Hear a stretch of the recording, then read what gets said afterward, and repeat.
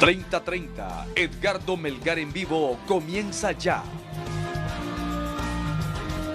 Saludos amigos de 30:30, qué bueno que están con nosotros. 8 de la noche con 2 minutos. Gracias por estar aquí hoy en 30:30. Nuestros dos distinguidos invitados esta noche, el general Romeo Vázquez Velázquez, presidente del partido Alianza Patriótica. General, gracias por estar aquí, bienvenido. Y también don Rafael Alegría, coordinador de la Vía Campesina de Honduras y también miembro del Partido Libertad y Refundación. Don Romeo Vázquez Velázquez, don Rafael Alegría, gracias por estar aquí esta noche. Sus palabras, don Rafael, luego general. Agradecerle esta invitación y también reconocer que tiene mucho interés por el sector agrícola, por la producción nacional, por la soberanía alimentaria y que estos debates nos tienen que ayudar a salir de esta situación que estamos hoy sometidos, de realmente una situación altamente crítica. Así es que, Edgardo, gracias por ese debate que vamos a tener. Por supuesto que así es, siempre bienvenido. General. Edgardo, es para mí un placer saludarlo y un saludo cariñoso a los hermanos hondureños, estén donde estén, ya sea en el país o en el extranjero. Yo creo que es importante porque estamos ante vientos de cambio. Los cambios que se están dando en el mundo, los cambios que están dando en América Latina, también son parte de la influencia para que generemos cambios positivos en nuestro país. Muy bien, tres temas, si me permiten, por favor, con ustedes esta noche. El primero es lo que ocurrió en Bolivia hoy. No podemos excluir el programa sobre ese tema. O sea, no podemos dejar de escuchar una opinión de don Rafael Alegría sobre ese particular y, por supuesto, del general Romeo Vázquez Velázquez. Después de lo del tema de Evo Morales, vamos a entrar a lo que hemos venido esta noche también, que es este proyecto para que las Fuerzas Armadas administren 4.000 millones de lempiras para reactivar el agro. Quiero saber qué opina usted como ex jefe de las Fuerzas Armadas, productor también, y por supuesto, don Rafael Alegría, que es un reconocido dirigente del agro por muchos años aquí en el país. Y hay un tercer tema, don Rafael y general, que yo quisiera también opinión de ustedes.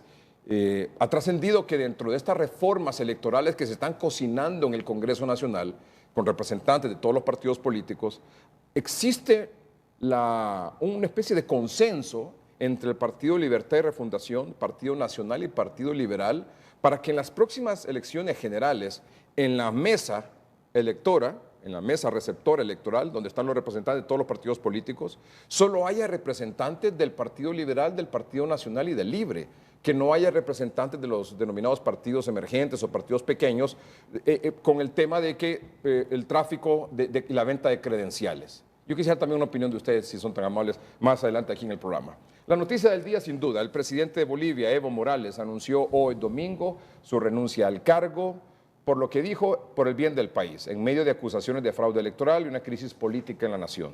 La renuncia llega después de que la OEA dijera en su informe que es improbable estadísticamente que el presidente Morales haya ganado las elecciones en la primera vuelta realizada el pasado 20 de octubre.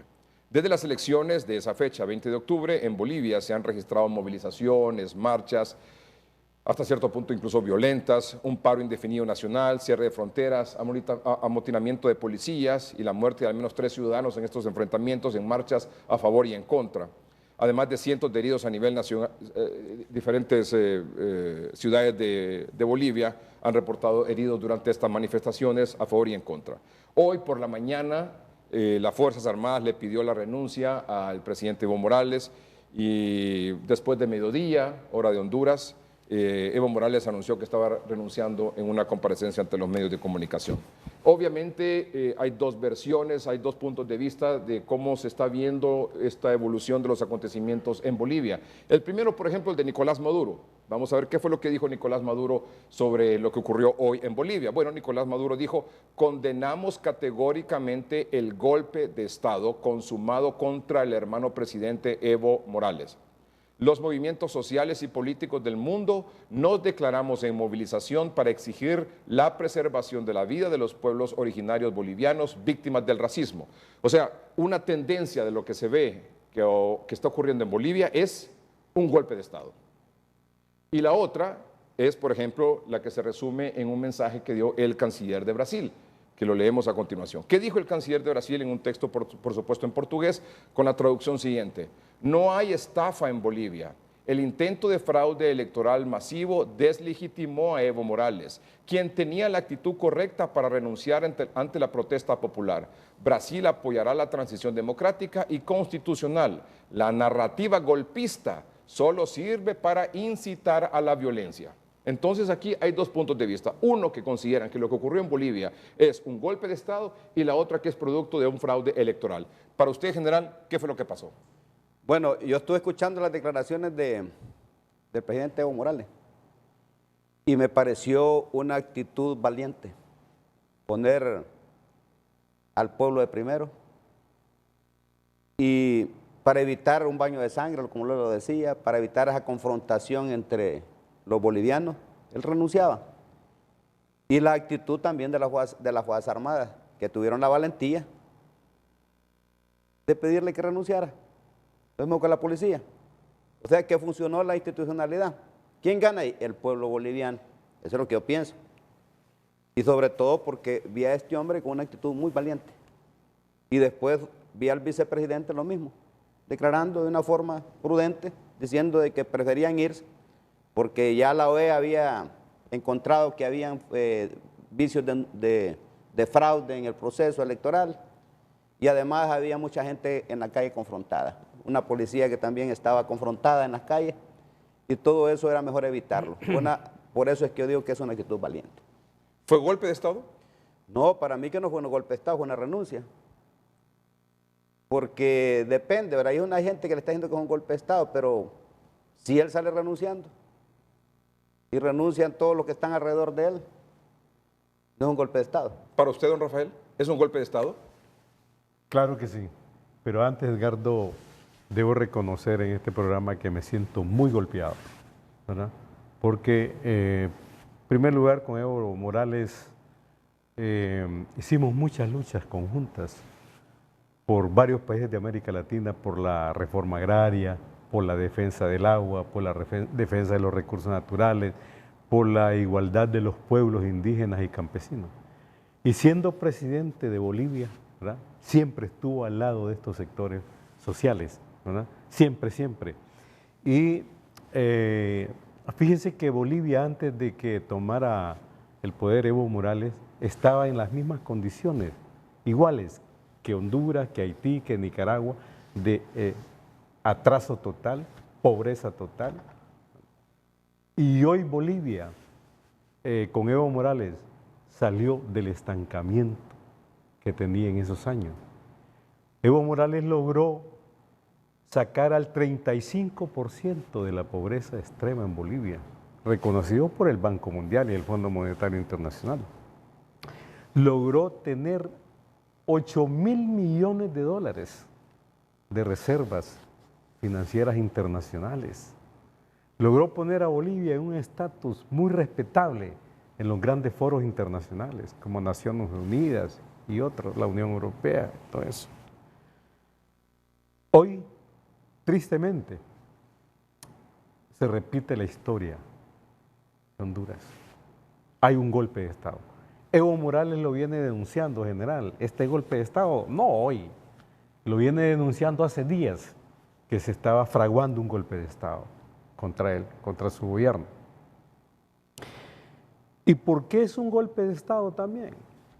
Si la OEA, fíjese que Evo confía en la OEA que iba a hacer una buena recomendación, bueno, acepta que hay irregularidades, Evo Morales, y dice, repitamos las elecciones, repitámoslas, con observación internacional, con auditoría electoral, ¿no?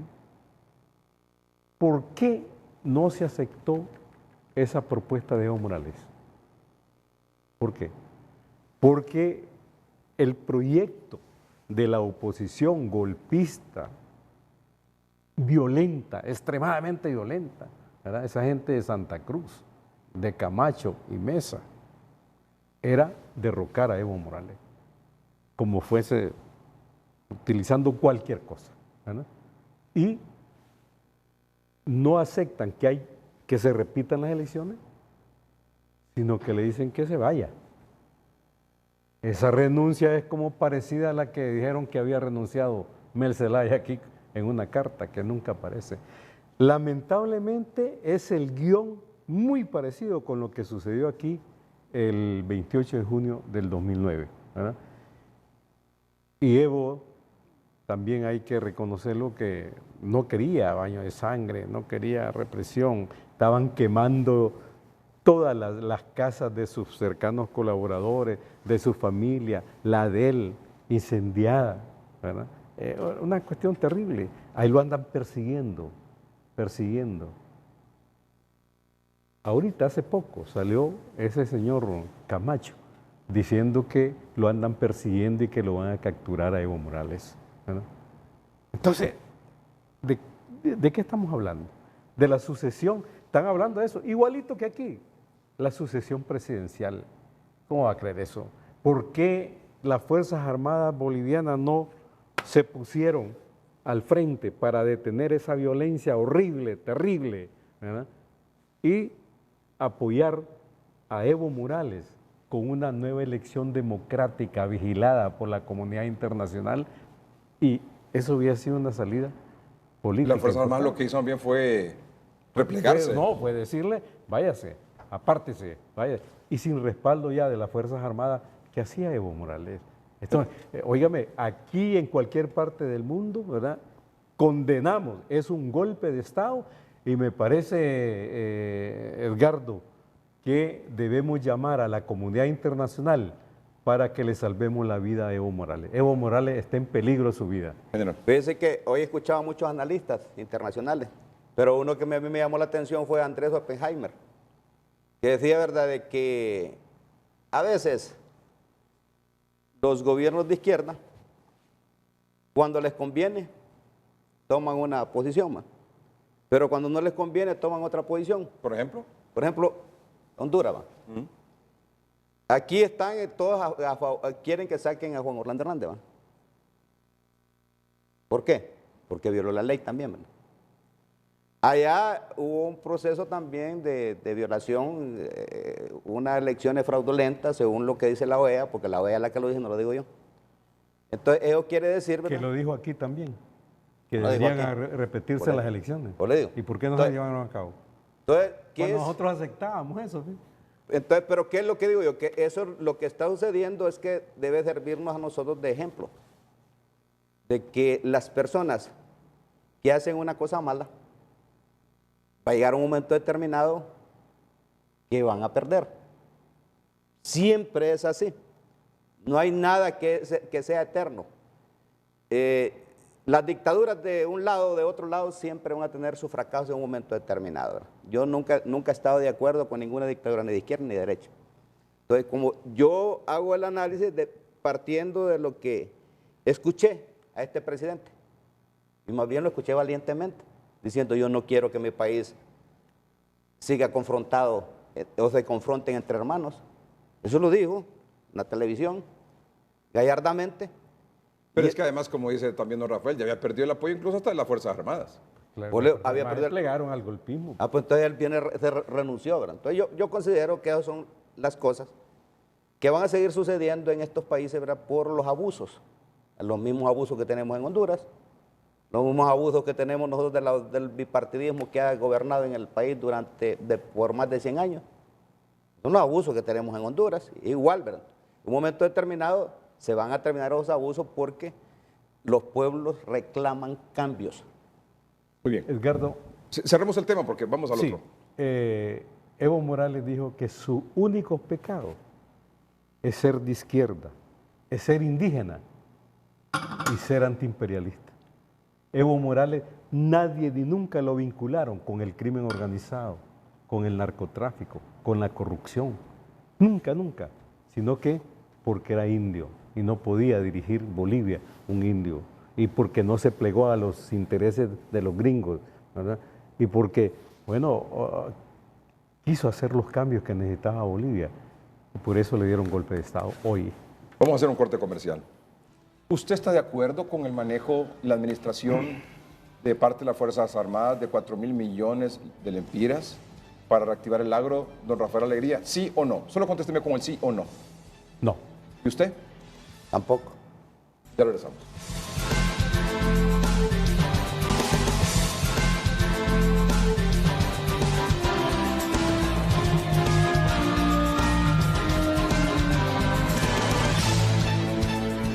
En General Romeo Vázquez Velázquez esta noche con nosotros, es presidente de la Alianza Patriótica de Honduras, ex jefe del Estado Mayor Conjunto de las Fuerzas Armadas. Don Rafael Alegría es coordinador de la Vía Campesina en Honduras y miembro del Partido Libertad de Refundación. Como todos ustedes ya saben, esta semana trascendió que las Fuerzas Armadas se van a encargar de administrar, de echar a andar, de reactivar el agro en Honduras. Y para eso se va a contar con un presupuesto de 4.000 millones de lempiras. Hay sectores campesinos que se han mostrado a favor de eso. Hay sectores campesinos, como don Rafael, que nos acaba de decir ahora mismo, que dice, no estoy de acuerdo con eso. Y el general dice, tampoco estoy de acuerdo. Usted dígame por qué no, y luego don Rafael también. Brevemente, por favor. Voy a tratar de ser lo más breve en este aspecto. El problema es que esta no es una misión de las Fuerzas Armadas. Hay instituciones que tienen la responsabilidad primaria de cumplir al pueblo hondureño. Se ampara las Fuerzas Armadas en un comunicado que sacaron esta semana diciendo que la labor de ellos es también contribuir en apoyar cuestiones que tienen que ver en tiempo de paz. Con la educación, en tiempos de paz, con la educación, con el agro y con otras cosas. Ahora déjenme explicarle por qué es que yo veo una situación que es delicada en el sentido de que nosotros tenemos que ver el propósito, ¿verdad? Y el propósito son los campesinos. Los campesinos han venido sufriendo las inclemencias del tiempo, el cambio climático, sin tener posibilidades de acceso a las tierras, ni tener posibilidades de acceso a los insumos, ni a los sistemas de riego, ni nada por el estilo, porque yo he platicado con ellos. Yo vivo en el campo también cuando voy a trabajar los fines de semana, a Olancho, y conozco toda la problemática del campo, y trabajo en el campo. Estos campesinos desde a días vienen clamando que alguien les ayude. ¿Qué ha pasado con el INE, con la SAC? Esa es la pregunta que yo me hago. Llegan a mi oficina y me dicen, mire, en el INE no le resuelven un problema a nadie de tierra. Y van a la Secretaría de Agricultura tampoco. Es más, de todos es conocido que hace poco la MASI hizo una denuncia de 282 millones que estaban asignados a la Secretaría de Agricultura para llegar a los campesinos. Y esos 282 millones de lempiras fueron a parar a las arcas del Partido Liberal y del Partido Nacional para las campañas políticas. Se robaron ese dinero, algo que es indignante cuando tenemos compatriotas que están sufriendo en el campo. Entonces viene un grupo de campesinos, según lo que ellos me explican a mí, ¿verdad? Y lo que yo he escuchado a través de los medios de comunicación, buscaron otra alternativa porque hay que buscar a alguien más en tiempos de cambio. Entonces, yo más bien los felicito a ellos, porque ya están pensando de una forma diferente. Un momentito. Ante la situación que están atravesando, cambio climático, lo que usted explicó, SAC, INA, un desastre, no le resuelven los problemas. ¿Los campesinos fueron a buscar a las Fuerzas Armadas? Así es. Según lo que ellos me explican a mí, ¿verdad? Muchos de ellos me explicaron, inclusive me fueron a buscar a mi oficina y me decían, vaya usted a buscar que lo nombren, aunque sea de ministro del INA, me dice, para que usted nos ayude a resolver los problemas agrarios, porque nadie nos quiere escuchar. Entonces, yo los he escuchado a ellos, ese clamor de estos campesinos. Entonces, ese propósito es noble, ¿verdad? No, pero permítame, es que yo quiero que partir de esto. ¿Fueron los campesinos los que buscaron a las Fuerzas Armadas? Sí, eso es lo que mismo ellos han explicado y por los medios de comunicación. ¿O fue un proyecto de Consejo de Ministros con el presidente Hernández entregarle el agro a las Fuerzas Armadas? Yo los vi a ellos en televisión diciendo eso. En un canal 5 estaban diciendo en frente a frente, diciendo, nosotros fuimos a buscar a las Fuerzas Armadas porque no encontramos quién nos atendiera. Ese es el propósito es noble y alguien tiene que resolver este problema a estos compatriotas. Ahora viene la otra forma, que la otra parte de la estrategia, que es las maneras de hacerlo. Las maneras de hacerlo, para mí... Entonces, ¿se justifica desde su punto de vista que los campesinos fueran a buscar a las Fuerzas Armadas? Se justifica porque ellos no hayan a quién buscar. Entonces, ¿usted está de acuerdo con eso? En ese sentido estoy de acuerdo. Y no me dijo hace un momentito que no. Lo que no estoy de acuerdo, escúcheme, que no me en lo que yo no estoy de acuerdo es que le hayan asignado la tarea a las Fuerzas Armadas, habiendo dos instituciones que tienen esa responsabilidad. ¿Lo entender? Pero ya dijo usted que esas instituciones son corruptas e inoperantes. Si yo fuera presidente en este momento, lo que haría es poner orden a las instituciones. O cerrarlas. Porque si ya les dio el proyecto de reactivar el agro a las Fuerzas Armadas, ¿qué sentido tiene que exista la SAC y el INA? Ahora entonces déjeme terminar ahí, ¿verdad? Entonces, ahora vienen los recursos, ¿verdad? Que son parte también de la estrategia, los recursos. Entonces, si usted va a escuchar a todos un montón de sectores, están peleando por los recursos. poniendo los recursos como que fueran Dios, dinero, como que fuera Dios el dinero. Y se les olvida el propósito, que son los campesinos. Entonces, lo importante en esto, y que lo que yo quiero, es que le llegue a los campesinos esos proyectos que ellos están necesitando. ¿Y usted cree que a través de las Fuerzas Armadas ese financiamiento, esa asesoría técnica va a llegar? Tienen la obligación y la responsabilidad de las Fuerzas Armadas, que si les asignaron esta misión, de cumplirla de la mejor forma posible. Y si no tienen el elemento humano, lo tienen que reclutar para cumplir a cabalidad, porque esos campesinos están esperando que les llegue todo lo que ellos están solicitando: sistemas de riego, capacitación técnica. ¿En qué es lo que no está de acuerdo entonces? Que esa misión no debió haber sido asignada a las Fuerzas Armadas, porque no es misión de las Fuerzas Armadas prioritaria. En apoyo sí, porque así lo dice la Constitución. Y en apoyo es que presten las instalaciones para capacitar a los campesinos, que utilicen al batallón de ingenieros para ir a hacer reservorios de agua, que utilicen O sea, está en desacuerdo que le entreguen esa misión porque no es responsabilidad de la Fuerza Armada. Directa no es. Lo que sí está de acuerdo es que los campesinos no tenían ninguna otra opción. No tenían ninguna otra opción. Entonces, ¿qué quiere decir? ¿Verdad? Que aquí lo que debemos ver nosotros y ser sensibles, que hay una gente que está sufriendo. Nosotros parece que ya no nos acordamos de eso, estamos perdiendo la sensibilidad. Que hay personas que sufren en Honduras, que hay hambruna en el campo. Hablamos la vez pasada con don Rafael Alegría, y me decía don Rafael, yo le decía, hay más de 3 millones de hondureños viviendo en el campo, y de esos hay 2,5 millones que tienen problemas de tierra. Y me decía, no hay más, me decía él. Y además de eso hay 1,4 millones que tienen problemas de hambruna, que están viviendo una pobreza extrema en el campo. Y es cierto, no tiene cómo vivir esa gente. Y si hay un proyecto que va a llegar a los campesinos, yo creo que es loable más bien defender ese propósito. No estoy hablando yo de las maneras, porque ya le dije que la manera no es la apropiada, que yo considero que no es la apropiada, pero sí debe hacerse estos proyectos. Quien lo haga, no importa, pueden traer extranjeros si quieren, pueden traer gente de Marte si quieren, donde sea, pero que hagan esos proyectos para beneficiar a los campesinos que están clamando por una ayuda. ¿Esto será un beneficio para los campesinos, don Rafael Alegría? Déjeme, Edgardo, explicar un poquito el origen, dónde se... ¿Los campesinos buscaron a las Fuerzas Armadas? No es así, ya les lo voy a explicar. Lo cierto es que la institucionalidad agrícola, es cierto, está desarticulada, corrompida, ¿verdad? Sin recursos, abandonada. Pero eso tiene su origen. Mire, venimos viviendo una situación en el campo trágica desde el 3 de marzo de 1992, en tiempos de Rafael Leonardo Callejas, Partido Nacional, con la ley de modernización para el desarrollo del sector agrícola. Privatizaron todo, paralizaron la ley de reforma agraria, la derogaron, la asistencia técnica, el crédito. Vendieron hasta los bancos de semillas. Los centros de capacitación prácticamente los cerraron, ¿verdad?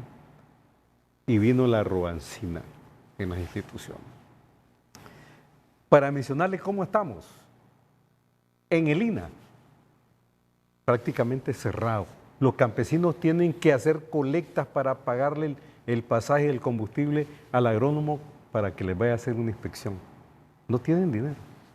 No tienen dinero para pagar los empleados en el Instituto Nacional Agrario. Y de remate, el director del INA, ¿verdad?, acusado en el Grupo Pandora de desviar fondos en el INA. Banadesa lo cierran sin una auditoría forense, porque hay actos de corrupción terribles en Banadesa. En agricultura y ganadería, además de saquearlo con 282 millones, que es lo que se sabe, puede ser más, un ministro está preso. Jacobo Paz, el ministro de Juan Orlando, ¿verdad?, con juicios por depredador de manglares en el sur. Y el actual ministro de Agricultura con juicios, ¿verdad?, por depredar la tigra. Se puede imaginar usted qué institucionalidad tenemos. Pero eso no son responsables los campesinos, es responsable el mismo Estado. Los mismos que apoyaron la ley de modernización agrícola, son responsables de este desastre.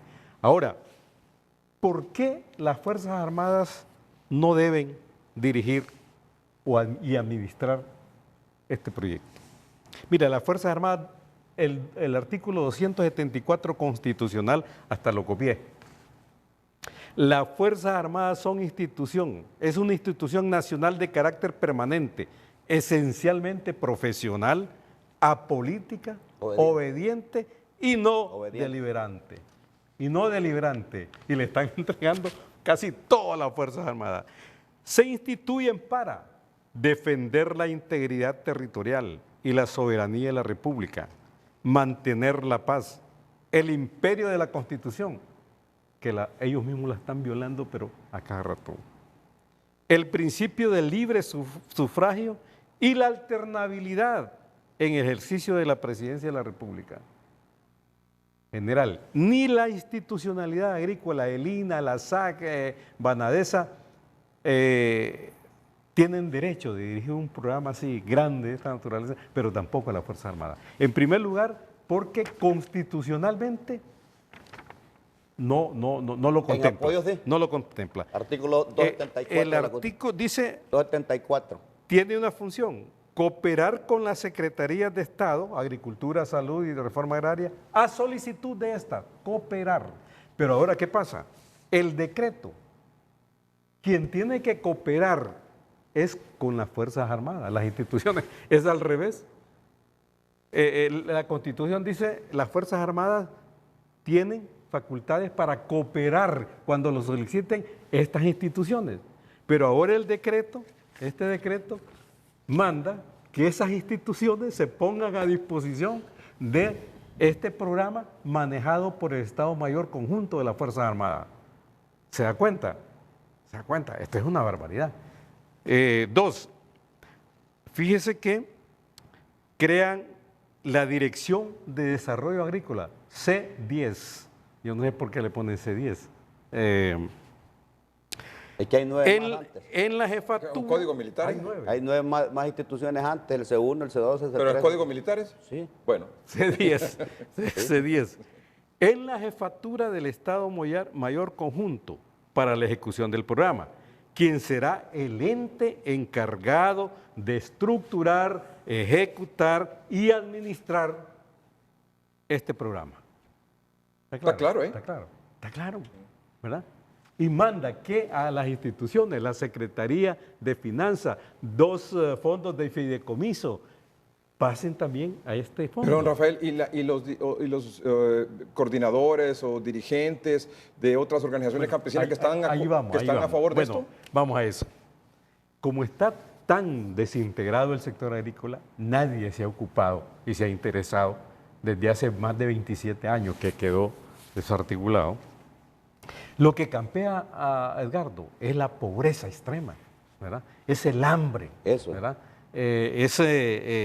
La represión inclusive, por eso me parece que no está legitimada la Fuerza Armada tampoco para decir esto.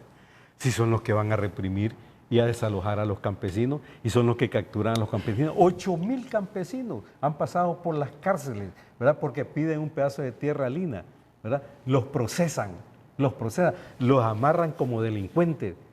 Y cuando los campesinos se resisten, va la policía militar, va la policía civil y los lanzan bombas lacrimógenas, las capturan. Hay mujeres que han abortado, más de 1.700 mujeres están procesadas por el tema de la tierra. Entonces ahora yo me pregunto, bueno, y ahora son los salvadores del agro, ¿verdad? Bueno, pero los mismos dirigentes campesinos, colegas suyos, están a favor de eso. Ahí vamos. No todos, digo, algunos. ¿Cómo explica usted eso? Es que hay un problema. Pero déjeme porque le voy a aclarar eso. Los campesinos, también desesperados sobre eso, van donde Hilario Espinosa, secretario general de la CTH. Yo he hablado con esta persona así que han estado allí, así comenzó y me dijeron, dígalo en cualquier lado, que así empezó. Para solicitarle a Hilario Espinosa, secretario general de la CTH, que concertara, que buscara formas como tener una reunión con Juan Orlando Hernández y los campesinos. Y plantearles estos problemas. Y plantearles directamente a don Juan Orlando Hernández. Permítame, Hilario Espinosa no consigue la reunión con Juan Orlando Hernández, sino que con la gente, y le voy a mencionar los nombres porque, y si no que me desmientan, ¿verdad? Díaz Zelaya, el general Díaz Zelaya, el general Páez, el general, bueno, varios generales, y logra Hilario Espinosa una reunión no con Juan Orlando, sino con estos militares, y llegan los campesinos. Y los militares de entrada les dicen, bueno, señores, tenemos instrucciones, dicen ellos, ¿va?, del presidente de la República, que vamos a ejecutar un programa de desarrollo agrícola, ¿verdad?, que consiste en esto y en esto y esto, y les plantearon que allí iban a participar los campesinos, que iban a tener mejores condiciones de vida, todo lo que les dijeron en la ley de modernización agrícola. Entonces, los campesinos dijeron, bueno, no nos parece bien, pero nunca, así me lo dijeron compañeros, ¿verdad?, que nunca le solicitaron que fuera a las Fuerzas Armadas, sino que esa es la realidad. Ahora que hay líos, le quieren echar el muerto a los campesinos. Parece que no es lógico, ni es justo, ni es correcto tampoco. Saquemos a las Fuerzas Armadas de este contexto y hablemos de lo siguiente. Los cambios en el país se van a dar. Y yo por eso decía anteriormente que felicitaba a los campesinos, porque los campesinos ya se dieron cuenta que los que nos han venido gobernando no son capaces de resolver sus problemas y están buscando otras alternativas. Y así como los campesinos están buscando alternativas de solución a sus problemas, después van a venir los obreros y otros sectores de la sociedad. Es por eso que nosotros, en la Alianza Patriótica Hondureña, hemos visto los grandes problemas que tiene Honduras y que tenemos que darle un chance a Honduras para poner orden en este país, porque es un desorden, y ayudarle a resolver los problemas a este pueblo. Le voy a poner otra... ¿Por qué cree usted que se opone, don Rafael Alegría, que las Fuerzas Armadas manejen esto? Bueno, yo no voy a... ¿Por qué cree que hay oposición a esto? Me imagino que como son las Fuerzas Armadas, pero le voy a decir algo de las Fuerzas Armadas. El 99% de los soldados de las Fuerzas Armadas son hijos de campesinos, de los campesinos más pobres de Honduras. 99%, y si es posible un poquito más.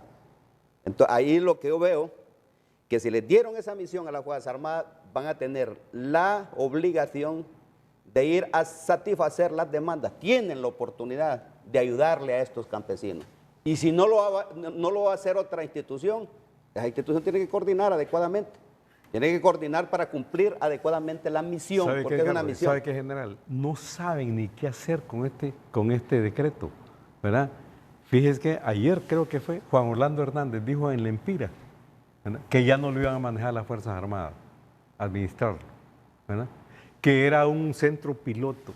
El decreto habla de 65,000 campesinos, pero que habla de un centro piloto. Otros hablan que son 25 y 35 grupos campesinos. Bueno, no saben qué es lo que es. Entonces, permítame, ¿sabe qué dijo Juan Orlando allá en La Empira también? Que los batallones se iban a convertir en centros de capacitación, ¿verdad?, agrícola, para militares y para ciudadanos. Hombre, si los centros de capacitación, usted debe saber lo que los tiene, el INA tiene buenos centros de capacitación, la SAC tiene buenos centros de capacitación, el ICF tiene buenos centros de capacitación. Ahora es que los batallones se van a convertir en centros de capacitación. ¿Qué hacemos con la SAC y con el INA entonces? No, entonces, Edgardo, ¿qué hacemos con esas instituciones? Pero yo quiero decir, ¿fracasaron esas instituciones? Claro, ¿Fracasaron? Fracasaron. Pero ¿sabe qué? Aquí hay un objetivo claro. Don Rafael. Ante la crisis que vive el gobierno de Juan Orlando Hernández, una crisis terrible, inclusive de legitimidad, de credibilidad, ¿verdad? ¿Qué hay detrás de todo esto? Es fortalecer, ¿verdad?, las Fuerzas Armadas, porque es el único ente que lo está defendiendo, lo está sosteniendo, es las Fuerzas Armadas. Entonces, la están fortaleciendo militarmente, ¿verdad? ¿Para qué? Para que reprima a quien se le oponga. Dos, para que financieramente se fortalezca la Fuerza Armada. Y tres, cuidado, porque nos aproximamos a un proceso electoral en el 2021. ¿Y qué se ha hecho de estas instituciones? ¿Verdad? Se ha hecho el saqueo para campañas electorales del partido que está en el poder. Entonces, eso es grave. Escuchemos, el pueblo hondureño lo está don Rafael y Edgardo. Estamos de acuerdo nosotros que se le ayude a los campesinos. Y no solamente a los campesinos, sino que también a los pueblos indígenas y a los afrohondureños, porque esos pueblos han sido olvidados también. ¿Estamos de acuerdo todos? ¿va? ¿Desde cuándo es eso? Pues le digo, ¿Desde cuándo pero si estamos nunca de lo han acuerdo. hecho? Pero estamos de acuerdo. Eso a mí me gusta. Y yo soy el defensor de ellos. Y yo creo que se les debe apoyar no solamente con ese dinero, sino de una mejor forma, porque nosotros tenemos abandonado el campo. Y sobre todo cuando tenemos problemas del cambio climático. Esa gente debe tener sistemas de riego. Y no solamente asignarle a las organizaciones campesinas y a construir un sistema de riego, sino que ayudarles en la comercialización también de sus productos. O sea, el encadenamiento. Porque yo he visto el sufrimiento que tienen estos campesinos y he visto el sufrimiento de los pueblos indígenas que los utilizan más bien con fines políticos. Entonces, no. Yo creo que ahí es donde debemos enfocarnos nosotros. ¿Quién va a llevar a cabo este proyecto? Podría ser cualquier institución. Ya le dije yo, la manera, es un plan estratégico, la manera que escogió este gobierno es a través de las Fuerzas Armadas, que aunque nosotros no estemos de acuerdo, por lo menos yo estoy de acuerdo en que sí se les lleve solución a los campesinos. Yo sé que muchos me están viendo y yo creo que ellos merecen, son compatriotas, que no los abandonemos, así como no debemos abandonar a otros sectores de la sociedad. No debemos ser nosotros inflexibles, ni tampoco ser ingratos con esta gente, ¿verdad? Eso es lo que yo veo. Miremos nosotros lo que se busca, el propósito. Ahora, El propósito, mire, hay mucha gente, inclusive yo he escuchado a algunos sectores políticos que andan enojados porque les quitan esos 4.000 millones de lempiras, que con esos 4.000 millones de lempiras van a hacer campaña política con los campesinos y solo les van a regalar una bolsa solidaria y después el resto del dinero se lo llevan a la bolsa. Y hemos visto dirigentes políticos que los apoyos los llevan a sus haciendas, pero esos apoyos que dé el Estado no llegan al campesino que deben de llegar. Entonces, lo que yo me enfoco es en el ser humano. Los hondureños debemos enfocarnos en el bien de los hondureños, en el bien común, en eso es que debemos enfocarnos. Si hay que buscar otras organizaciones para que ejecuten este proyecto, pero que la busquen, pero que no se detengan estos proyectos que son de beneficio social. Ahora, Edgardo, en general, usted tiene una enorme responsabilidad con lo que está pasando ahora.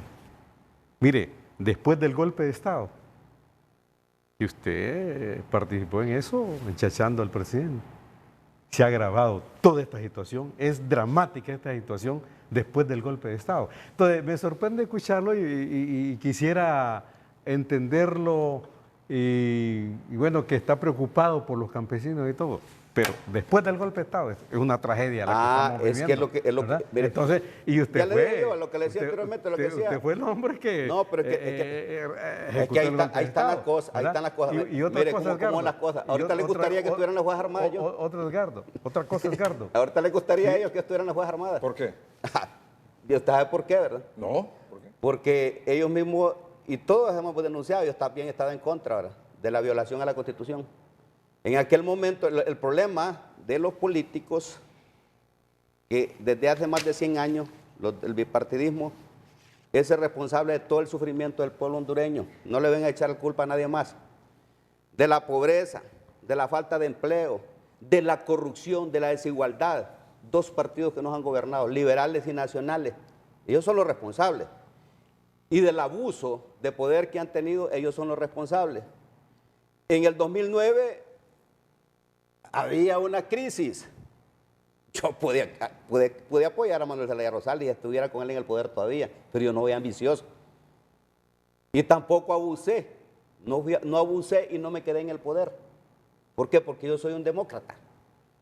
Pero que estaban violando la ley, estaban violando la ley. ¿Y quién fue que dijo que estaban violando la ley? No lo dije yo, lo dijo la institucionalidad, lo dijo la Fiscalía, lo dijo la Corte Suprema de Justicia, lo dijo el Congreso Nacional, que es la institucionalidad, la que funciona en ese momento. ¿Qué sucede? Todos le quieren echar la culpa a lo que sucedió en el 2009, pero más bien las crisis son las oportunidades que nosotros debemos aprovechar para fortalecer la institucionalidad y para fortalecer la democracia. Y no la aprovecharon por esa ambición desmedida de nuestros políticos tradicionales, que no las he importado, inclusive involucrarse con el narcotráfico. que no les ha involucrado, no les ha importado incendiar negocios, afectar a terceras personas, solo por luchar por sus intereses personales y de grupo. Y ahora le vienen a echar la culpa de lo que sucedió en el 2009. No, lo que sucedió en Honduras es la irresponsabilidad de una clase política que no le importa el país, que no quieren al país, que no sienten amor por esta tierra que los vio nacer. Si no, miremos los ejemplos de otros países. Yo fui hace 25 años a estudiar a Taiwán, a estudiar al Colegio de Guerra Política, a la Universidad de Guerra Política, a estudiar política. Y yo aprendí cómo ese país, de una crisis, viniendo derrotado después de la guerra con Mao Zedong, se levantaron pero con patriotismo, se levantaron pero con deseos de sacar su país adelante, de una crisis. Lo mismo Japón, que le cayeron 2 bombas atómicas. Y en solo 14 años ya ellos estaban celebrando los Juegos Olímpicos. O sea que sacaron el país con patriotismo. Entonces aquí viene toda la culpa esa al 2009 y no se dan cuenta que la clase política que tenemos en Honduras tradicional es una clase política que ha violado. Usted se hace referencia a la clase política, a ese Partido Nacional, el Partido... Partido Nacional, Partido Liberal y Libre, que es la mitad del Partido Liberal, ya gobernaron Honduras, pues también. Pues. Edgardo. Ya gobernaron Honduras, entonces que no me vengan a mí con cuentos. Y los digo yo con el respeto que se merece, pero es la verdad. Mire, la verdad y la justicia hay que decirla. Mire, porque aquí en Honduras no hay justicia y tampoco se acepta la verdad. Quienes han sido responsables de este desastre han sido los partidos que nos han gobernado. Ellos son los responsables de tener el país como lo tienen, sumido en la pobreza. Y después le vienen echando la culpa a Romeo Vázquez es responsable. No, no es cierto. No es cierto, no fui ni ambicioso, ni tampoco fui, ¿cómo se llama? Abusivo. Ni dinero tan siquiera acepté yo. Fíjese, en el gobierno. ¿Cómo que dinero? ¿Cómo eso? Que me ofrecían dinero también para regresar a Manuel Zelaya Rosales al poder. ¿Quién le ofreció? 50 millones de dólares me mandaron a ofrecer con un comandante en la frontera de Nicaragua que me lo mandó a ofrecer Chávez. ¿Chávez le mandó a ofrecer? Chávez, era un proyecto, él sabe que es un proyecto de Chávez, pues. No, ¿Es cierto eso, don no lo sé, pero yo le quiero decir que en el tiempo de Manuel Zelaya Rosales se emitió el decreto 18-2008 para que las tierras que estaban ocupadas, que tenían serios conflictos, ¿verdad?, que estaban apresando, asesinando a los campesinos, ¿verdad?, se quedaron los campesinos con ella y el Estado responder por ella. El 18-2008, después del golpe de Estado, con Michelete, la derogaron. General, lo derogaron, ¿verdad? En ese tiempo del Poder Ciudadano había un fondo de 10.000 millones de lempiras en fideicomiso en el Banco Central para el sector agrícola. Lo eliminaron. Donó Chávez 100 millones de ¿Y los dólares. 100 tractores dónde están? 100 millones de dólares. ¿Y los 100 tractores dónde donados. están? Pregúntele a Rafael. Ahí voy. Él coordinaba eso. Aquí los Los tengo. 10 tractores que le dieron a los campesinos, ¿quién se quedó con 100 ellos? millones de dólares donados por Chávez para la agricultura. Llegaron al Banco Central, desaparecieron cuando el golpe de Estado. 200 tractores que había donado Chávez, solo vinieron 100, porque después el hombre dio el golpe de Estado, ¿verdad? 100, ¿verdad? Y que esos tractores los organizamos. Yo intervine en eso, en centros de mecanización agrícola, 10 centros de mecanización agrícola con 10 tractores cada uno. Vino Pepe Lobo y deshizo eso y se los entregó a Cesarán en el INA. Después no se sabe.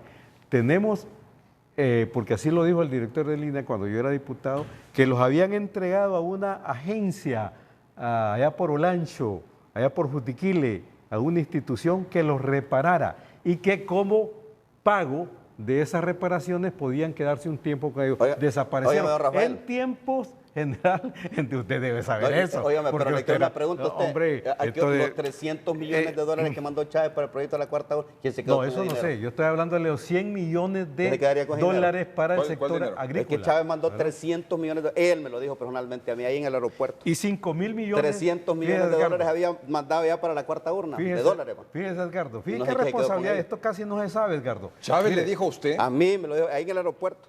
¿Aquí? Aquí. ¿Le dijo? Me dijo, mire, yo le he dado 300 millones, dije al comandante Vaquero, para ¿300 millones de dólares para el proyecto de la cuarta urna. Entonces yo digo, ¿y quién se quedó con ese dinero? Entonces a mí me gustaría saber que le dijeran al pueblo hondureño quién se quedó con ese dinero. Porque la verdad que aquí tenemos que sacar a relucir la verdad, ¿va? No, y de ambos lados. Sí, porque al final a mí me echan solo la culpa de todos los males que le pasan a Honduras es Romeo Vázquez. No es cierto. No es cierto. Yo más bien... Por reservas de Petrocaribe, cuando estábamos en el ALBA, aquí entraron al Estado 5.000 millones de lempiras. 5.000 millones de lempiras. Y fíjese que íbamos a hacer proyectos. ¿Y qué pasó? Yo era el coordinador de la Comisión Nacional del ALBA, ¿verdad? Del ALBA. Y como un jueves fui donde Mel Zelaya y le digo, hagamos los proyectos, presidente, hagamos los proyectos. Hay dinero, aquí están los proyectos. Y me dice, mira, que pase las elecciones de la Cuarta Luna. Y el lunes empezamos el domingo dieron el golpe de Estado. Entonces, el domingo dieron el golpe de Estado. No hicimos nada. Se los robaron los 5.000 millones de lempiras. General, usted creo que debe a mí me puede decir golpista y no me molesta. No, pero lo único que no me van a decir, ¿verdad? Y me siento orgulloso de eso, es que no me va a decir ni corrupto ni narcotraficante. Eso sí, yo me siento como ahora, Edgardo, feliz nosotros estamos contentos. Y otra cosa, ¿y usted volvería a hacer lo que hizo en 2009? No tenía alternativa. No, ¿lo volvería a hacer sí o no? Claro que lo volvería a hacer porque la ley, pues la ley, mire, dura es la ley, pero es la ley. Y yo siempre he dicho esto, miren, todo dentro de la ley, nada fuera de la ley, ¿verdad? Y hay una organización que mandaba aquí que las cosas se hicieran dentro de la ley, o que mejor dicho, que representa el Estado de Derecho, que es la Corte Suprema de Justicia. Se equivoquen ellos son los que se equivocan, no es un ente ejecutor. ¿Me dio pesar? Sí me dio pesar. Sí me dio pesar, porque tenía una gran amistad con un montón de gente. ¿Que sufrieron mucho? Sí, sufrieron mucho. Y también a eso me da pesar con esa gente. ¿Por qué? Por proyectos ambiciosos fuera de una patria para todos. ¿Le puedo hacer una pregunta aquí aprovechando eso? Permítame, Rafael. ¿Por qué al expresidente Zelaya, ese domingo, el 28 de junio de 2009, si él había cometido algún delito, ¿por qué no lo metieron preso aquí o lo juzgaron aquí, sino que lo mandaron a Costa Rica? No me conteste, ya volvemos.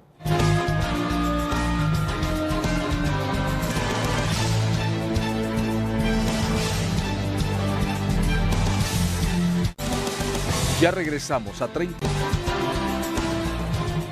Bueno, como estamos hablando un poco de todo aquí en general, para aprovechar la oportunidad y salir un poco de tantas preguntas que quedaron flotantes ahí en el 2009 y que nos fuimos para allá por el tema este del agro. ¿Fue decisión suya que si el expresidente Zelaya había cometido un delito, en vez de llevarlo a un tribunal de justicia aquí o llevarlo a un batallón por su condición de presidente o lo que sea, mandarlo a Costa Rica? No, fue decisión de la Corte. La Corte determinó, ¿verdad?, que para evitar un mal mayor debía ejercer un mal menor. Porque si él quedaba aquí lo podían matar. Porque había fracasado en su proyecto y obvio iban a tener enemigos que podían querer hacerle un daño a él. Y además de eso habían otra gente también que estaba muy enojada con él, ¿no? Y por otro lado, donde estuviera, ahí iba a llegar don Rafael. Ahí iba a llegar don Rafael con la gente de él a sacarlo donde estuviera y pudiese haber muerto, ¿no?, y heridos, y había que evitar muertos de ambos bandos. Y nosotros lo platicábamos con ellos, pero que había que evitar los muertos porque era una situación política, no una situación militar, ¿verdad?, sino que era un pleito político prácticamente. Entonces la orden de sacarlo a Costa Rica fue de la Corte Suprema de Justicia. Edgardo, sí, nunca hubo un juicio contra Manuel Zelaya Rosales, ¿verdad? Y la ley es clara. Nadie, ni ninguna autoridad está obligada a cumplir una orden ilegal. Usted también lo sabe. Muy bien. Usted también lo sabe. Y eso, romper el orden constitucional, es gravísimo. Es que lo había roto él, pues ya no había ido a meter la Fuerza Aérea. Es gravísimo. Ya había ido a meter la Fuerza Aérea. Mire, todos dicen, los presidentes cuando están en la presidencia dicen, nadie puede estar por encima de la ley, solo ellos. Porque él se fue a meter la Fuerza Aérea cuando ya habían la Fiscalía decomisado el material de la cuarta urna. Y se va a meter a la Fuerza Aérea a sacar ese material. ¿Qué está haciendo? Violentando un poder del Estado, prácticamente el Poder Judicial, que había dado la orden junto a la Fiscalía de que no tocaran ese material. Ya había una orden a las Fuerzas Armadas. Nunca tuvo Mel Zelaya esa orden de la Corte. Entonces, ¿qué quiere decir? ¿Qué quiere decir, verdad? Que Aquí, ¿verdad? Lo que ha habido es abuso, y no solamente él, sino que varios, lo hemos visto ahora, con este gobierno, que no respetan la Constitución y las leyes. No respetan a nadie. Entonces aquí tenemos prácticamente la ley de la selva. Vamos a un corte comercial. Cuando regresemos, ¿se trata de cooperar o en este caso, don Rafael, es una sustitución lo que se está haciendo en el agro por parte de las Fuerzas Armadas? Total. ¿Cooperación o sustitución? Sustitución. ¿Cooperación o sustitución? Para mí debe ser cooperación. No, pero ¿cómo está haciendo? Cooperación, porque según lo que tengo entendido y me ha explicado los mismos de la ¿Esto Fuerzas para Armadas, usted es una cooperación o sí, una sustitución? una cooperación institucional. Ya volvemos. Porque tan cortito. 3030. Gracias a Seguros Equidad. Más que seguros, somos solidarios.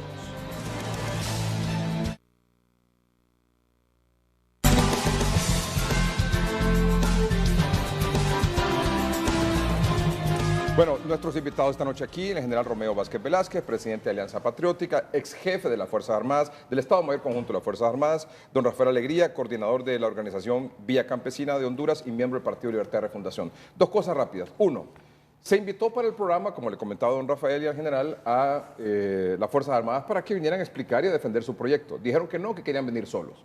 Pero aquí en el programa no podemos aceptar nosotros solo una parte cuando hay una historia que tiene obviamente dos caras de la moneda o posiciones encontradas. Como le explicaba don Rafael, o como que si viniera solo don Rafael aquí al programa. Claro. Tampoco es correcto.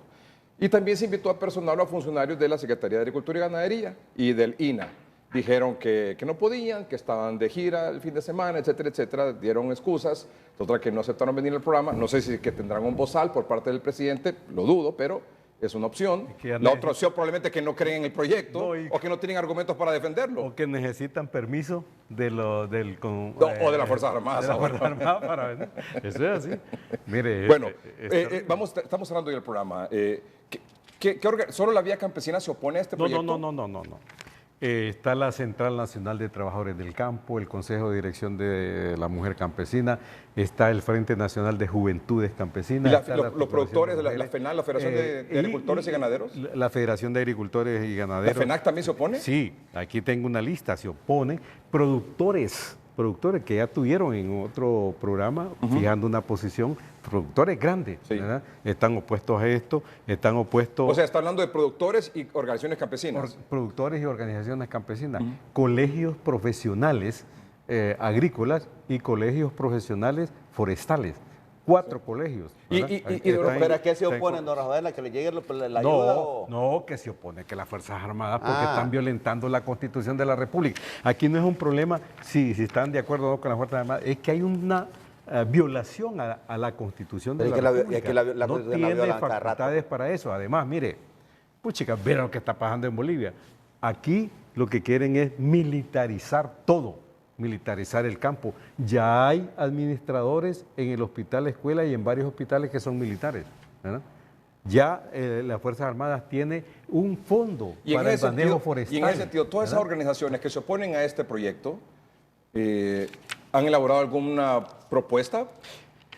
Sí, por lo menos Vía Campesina tiene una propuesta. ¿Nos la puede contar brevemente? Bueno, es una propuesta integral, ¿verdad? Porque aquí el problema es, hay que empezar por el acceso a la tierra. Fíjese que hay una bolsa... No, perdón, ¿esa propuesta cuándo se presentaría? Esta semana que viene. ¿A dónde se presentaría? Al Congreso Nacional. Nosotros queremos que este debate hay que llevarlo al Congreso Nacional. ¿Todas esas organizaciones se van a unir para hacer ese planteamiento? Hay algunas que están listas para hacer recursos inconstitucionales. Lo estamos haciendo y lo vamos a presentar. Y por otro lado, la alternativa. Exactamente, la alternativa. Y llevarlo al Congreso Nacional, porque sí hay que tomar decisiones urgentes, pero el que tiene las facultades de derogar, de reformar, de hacer, ¿verdad? Es la ley, es el Congreso Este proyecto, Nacional. bajo la administración de las Fuerzas Armadas, ¿debe continuar o se debe cancelar? No, es que debe cancelarse definitivamente. General, ¿debe continuar o se debe cancelar? Para mí que no se debe cancelar. Deben hacerse todos los cambios que se quieren hacer en el Congreso Nacional, pero no se debe cancelar. Hay 39 años que vienen sufriendo los campesinos, que no tienen ayuda de nadie. Y esa gente son compatriotas. Mire, eso es lo que yo critico. O sea que usted dice, Fuerzas Armadas, de donde quiera que venga esa ayuda, tiene que dar a los campesinos. Y le voy a decir un algo. momentito, regresamos después de la pausa comercial con la parte final del programa.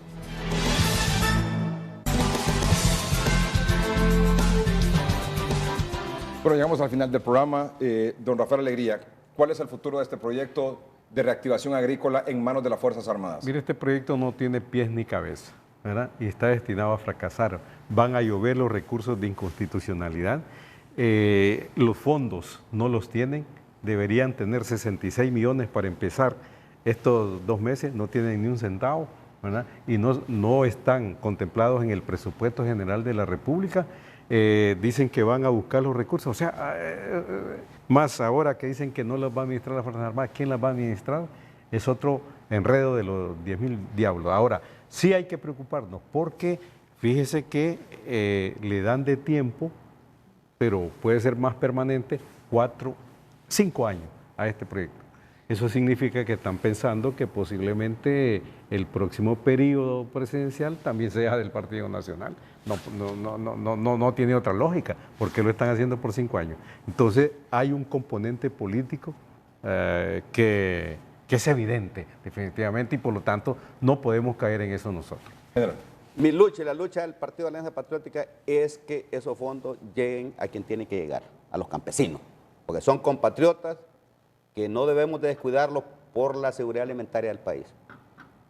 Hay que recordar que las cosas en el país están cambiando y yo por eso lo felicito al grupo de campesinos que tomaron valientemente la decisión de ir a buscar la forma de solucionar sus problemas. Y no lo encontraron en un lado y siguieron buscando por otro lado. Y yo sé que el país está bajo 2 amenazas. Una es partidos relacionados con el narcotráfico o con sea narcopolíticos que sigan gobernando este país utilizando como fachada la democracia para poder hacer de la suya, o sea, estar sangrando al Estado. Otros violando la Constitución, metiendo odio, división, polarización, incendiando edificios, incendiando locales, causando dolor y lágrimas. O el pueblo hondureño busca alternativas diferentes como la que propone la Alianza Patriótica Hondureña. Una alternativa transparente, patriótica, decente, con gobiernos que no roben, con gobiernos que sean eficientes y que también pongan orden, porque el concepto de la Alianza Patriótica es poner orden. Con orden nadie roba, con orden las instituciones funcionan y con orden también el país puede salir adelante y la institucionalidad debe funcionar. Y deben llegar estos proyectos a quien deben de llegar, sin estarnos peleando como hondureños, porque nosotros promovemos la integración. Deben de llegar a quienes necesitan que les llegue, no estar queriendo detener proyectos solo porque lo está dirigiendo una institución. Está bien, hay que evaluar el Congreso. No importa, pueden traer a los israelitas, porque los israelitas tienen ganas de venir a trabajar acá, porque es parte de nuestros proyectos que están dentro del plan de gobierno nuestro, ayudar al campesino y organizar a los campesinos para que tengan una mejor forma de vida en el campo, ¿verdad? Y no estén yendo para los Estados Unidos, porque se están yendo muchos campesinos a sufrir en el camino por la falta de oportunidades que no tienen ni los jóvenes ni los viejos en este país. General, muchas gracias. 50 años de escuchar eso, ¿eh? 50 años de que hay que ayudar a los campesinos. De que, pero yo no estaba en gobierno, no me pueden criticar a nosotros. No, sí, ellos son los que han gobernado. Ellos sí, ellos están con los liberales. Cuando llegamos al Congreso, unidos, Alianza Patriótica y el Partido Nacional votando contra... No, pero hay un problema, mire, hay un problema de... General, yo no mire, necesitamos democracia, necesitamos fortalecer la democracia, fortalecer las instituciones. ¿Por qué no pararon la violación de la ley ustedes? ¿Por qué no pararon la violación de la ley y la reelección ilegal? ¿Por qué no la pararon? ¿Cuál reelección ilegal? La que hizo Juan Orlando. ¿Por qué no la pararon? Usted estaba en el Congreso. Estaban en el Congreso, eran un montón de diputados de Libre. Claro que nosotros... Y miren, ¿se acuerdan en el Uruguay? Allá la pararon. La pararon quienes, los diputados. ¿Y sabe de la oposición estaban ellos, los liberales, y no. Mire, pero, es que una cosa es lo que dicen aquí en las cámaras y otra cosa es lo que dicen debajo de la mesa. Me da la oportunidad para decirle, fíjese que en el año 80 las Fuerzas Armadas terriblemente... Es que yo no hablo de las Fuerzas Armadas. Luego golpe de Estado y luego apoyan la reelección ilegal constitucional. General, eso pero le digo, pero es decir, entonces, ¿por qué? No, si el pueblo no quería reelección. No quería reelección y nosotros no pudimos. ¿Pero quién? Las Fuerzas Armadas. Bueno, lo que le voy a decir, esta es la última palabra que digo yo. Mire, una cosa es lo que ellos dicen en las cámaras y otra cosa es lo que hacen ellos debajo de la mesa. Mire, se están poniendo de acuerdo para querer eliminarnos a nosotros de que estemos en las mesas electorales. Eso están poniendo de acuerdo ellos. O sea Porque que venden las credenciales, hacen negocio, ¿verdad? Mire, venden las credenciales mire, ahí viene, y se ponen de acuerdo ahí con el viene, Partido Nacional en la mesa electoral. Ahí viene el eso, punto. eso no puede ser, ahí no viene el puede punto, continuar. Ahí viene el punto. No ¿Quién, puede continuar ¿quién eso así. compra las credenciales? Fíjense que en las mesas electorales hay 10 representantes de 10 partidos políticos y solo aparecen 3 al final. Y los otros 7 votaron por los cachurecos. Pero ellos perdieron, hay que seguir eso. Perdieron 3.500 actas, se las vendieron a los analistas ellos, pues no las pudieron presentar cuando dijeron que le habían robado las elecciones. 3.500 actas. Vamos a abordar ese tema de que hay un aparente acuerdo y consenso del Partido Liberal, Partido Nacional y Libre para que los partidos minoritarios no tengan representación en las mesas electorales. Lo que debe haber aquí son mesas... Pero ahí se ponen de acuerdo. Ahí se ponen de acuerdo, por eso estoy diciendo que una escuela que anda a las mesas. Mire, lo que debe haber aquí, lo que nosotros proponemos es que son mesas ciudadanas, que sean escogidas al azar por el Consejo Nacional Electoral y no que las domine nadie, porque si no, ahí van a seguir haciendo de la suya. O sea que con el Partido Nacional, Partido Liberal y Libre, ¿se acaba el fraude? Imagínense, se acabaría el fraude. No, no se va a acabar, ahí van a acusarse unos y otros. Es mentira. Entonces, lo importante aquí es presentarle un cambio positivo. Porque, mire, hasta los votos míos, hasta el mío, que yo fui a votar, no salió, se lo robaron. Ahora, bueno, tenemos que despedir el programa. Con Libre en el registro, con Libre en el tribunal y en los otros, sí les va a ser más difícil el fraude electoral a los cachurecos, que han apoyado ellos para siempre esos fraudes. Gracias por su atención. Buenas noches, que estén bien.